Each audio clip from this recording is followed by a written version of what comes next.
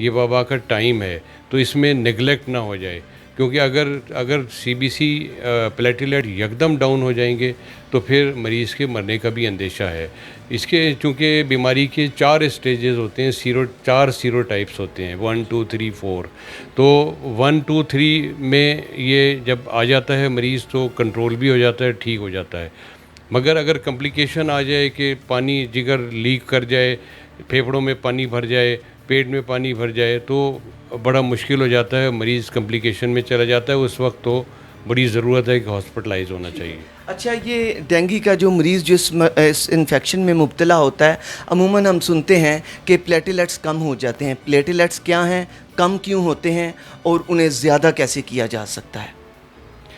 Platelet یہ جو ہمارا خون ہوتا ہے، خون کے مختلف اجزاء ہوتے ہیں، ان اجزاء میں ایک اجزاء ہے پلیٹلیٹ۔ پلیٹلیٹ کا کام ہوتا ہے قوت مدافعت کو بڑھانا اور آکسیجن کو باڈی میں کیری کرنا۔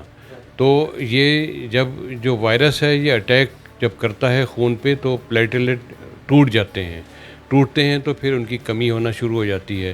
اور دوسری بات یہ کہ قوت مدافعت کم ہو جاتی ہے، جس کی وجہ سے دوبارہ پلیٹلیٹ بننے کی صلاحیت جو ہے وہ جسم میں کم ہو جاتی ہے۔ تو ہم اس میں پھر یہی کرتے ہیں کہ مریض کو ایڈوائز کرتے ہیں فروٹ اور جوسز، اور زیادہ سے زیادہ پانی پلاتے ہیں، فروٹ کھلاتے ہیں، پانی پلاتے ہیں، اور اس کو ریہیبلیٹیٹ کرتے ہیں، تو مریض انشاءاللہ ٹھیک ہو جاتا ہے۔ آپ ایک ڈاکٹر ہیں، آپ کے پاس بے شمار روزانہ کے مریض آتے ہیں۔ مجھے یہ بتائیے گا کہ ڈینگی کے حوالے سے آپ کے پاس مریضوں کا تناسب کیا ہے جنہیں آپ یہ ڈائیگنوز آپ کر دیں کہ نہیں آپ ہاسپٹلائز ہو جائیں، ان کی تعداد مجھے ذرا بتائیے۔ میں چونکہ فزیشین ہوں اور میرے پاس آتے ہی بخار کے مریض ہیں، تو یعنی ڈینگی کے مرض جو ہے شروع ہو چکا ہے، مگر ابھی اتنا پریولنٹ نہیں ہے کہ اس میں ابھی اس وقت تشویش ہو۔ ابھی صرف حفاظتی اقدامات کی ضرورت ہے کہ جہاں جہاں پانی کھڑا ہے اگر ہم اس وقت پہ اس کو تلف کر دیں اور باقاعدہ اسپرے کروایا جائے تو یہ اس وقت رک سکتا ہے۔ ڈینگی مرض موجود ہے، مریضوں میں آ رہا ہے، مگر ابھی اتنا زیادہ نہیں ہے۔ سر، ایک سوال آخر میں یہ کرنا چاہوں گا کہ ڈینگی جو ہے، یہ جو وائرس ہے، یہ ختم کیسے ہوگا؟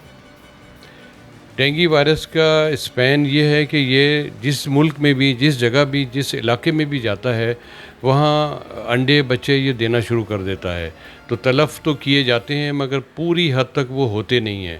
تو عام طور سے یہ جو برسات کا موسم ہے اور پانی کا موسم ہے، اس میں وہ دوبارہ انڈے بچے زندہ ہو جاتے ہیں۔ تو اگر ریگولر اسپرے اور ریگولر اس کی ادویات، جو جراثیم کش ادویات ہیں، ان کا اسپرے باقاعدگی سے رہے تو کوئی کم از کم 4-5 سال لگتے ہیں تو پھر وہ ایریا اس سے کلیئر ہوتا ہے۔ گھر میں بخار ہو جاتا ہے تو لوگ گھر میں اسے ٹریٹ کرنا شروع کر دیتے ہیں۔ ڈینگی کے حوالے سے کون سی ایسی میڈیسن ہیں جو وہ انیشلی گھر میں لے سکتے ہیں؟ ہاں، اس میں جب بخار ہوتا ہے تو ہمیں کوئی بھی کسی قسم کی اینٹی بائیوٹک سے پرہیز کرنا چاہیے۔ عام طور سے لوگ فوراً اینٹی بائیوٹک اور اینٹی ملیریل اور یہ لینا شروع کر دیتے ہیں۔ اگر بخار ہوتا ہے تو 1-2 دن صرف بخار اتارنے کی جو ادویات ہیں، پیناڈول وغیرہ، صرف وہ لینی چاہیے اور بخار کا پیٹرن دیکھنا چاہیے۔ اگر بخار تیز سے تیز بڑھ رہا ہے اور جسم میں شدید درد ہو رہا ہے، آنکھوں میں شدید درد ہو رہا ہے، تو پھر ہسپتال رجوع کرنا چاہیے۔ ہسپتال رجوع کرنا چاہیے۔ تو ناظرین، آپ نے دیکھا یہ ڈینگی کے حوالے سے ہماری ڈاکٹر محی الدین صاحب کے ساتھ ایک خصوصی نشست تھی۔ ان کے پاس بھی مریض آتے ہیں روزانہ کی بنیاد پر۔